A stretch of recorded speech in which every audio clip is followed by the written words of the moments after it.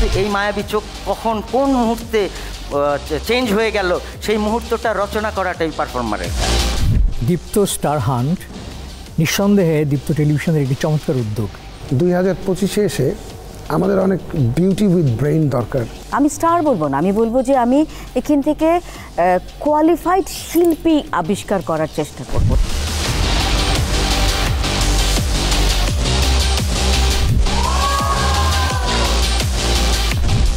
আমার মনে হয় আমাকে সবাই বলে আমি মোটামুটি সুন্দর। শো করার জন্য তো একটা প্ল্যাটফর্ম দরকার।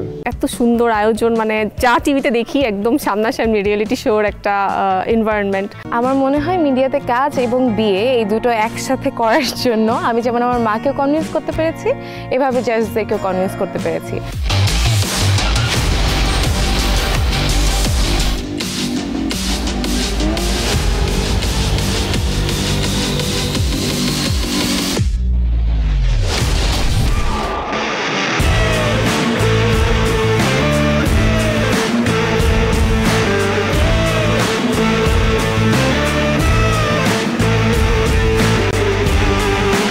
সবাইকে অগ্রিম অভিনন্দন এবং শুভেচ্ছা। All the best. এটা তোমাদের মঞ্চ, সো গিভ ইউর বেস্ট।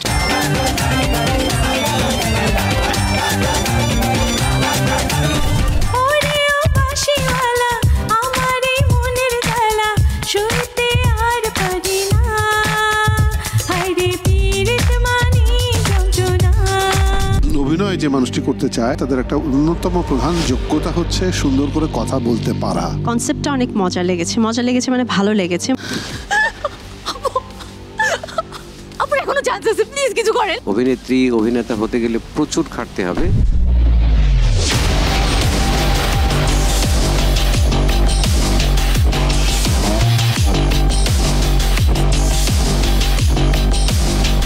শয়তান বেটা, তুমি জানো পিরোজপুরে কত দূর দূরান্ত দিয়ে আমার জন্য বিয়ের সম্বন্ধ আইছিলে?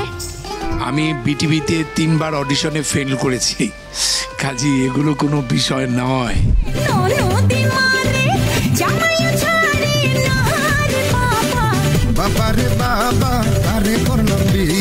কালকে তুমি আমার সাথে দেখা করতে কেন আসো নাই?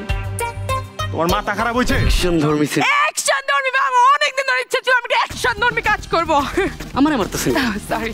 আমার কেন যেন মনে হচ্ছিল যে তোমরা একটু কোথাও যেন মনে হচ্ছিল যে টেনশন আছে তোমাদের, সেটা পারফরমেন্সে একটু রিফ্লেক্টেড মনে হয় হচ্ছিল। আজকে হয়তো অনেকেই চলে যাবে, বাকিরা রয়ে যাবে। তোমাদের সবার জন্য থাকলে অনেক অনেক শুভকামনা।